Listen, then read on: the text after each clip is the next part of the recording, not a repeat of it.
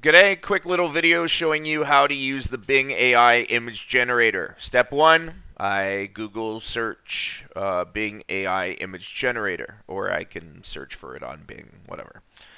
This comes up. Now, if I have logged in already to my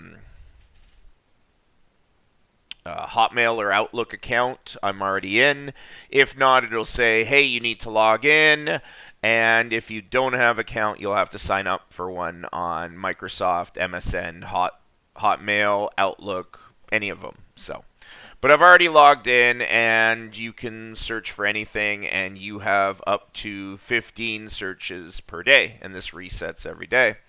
I've already done a few searches, so I typed in real-looking blonde muscular man wearing a tank top playing a flying V guitar at a concert, and I got this, which looks pretty cool. You don't really have that much blur in the background, especially when it's the size of what would be a signature for your profile or whatever.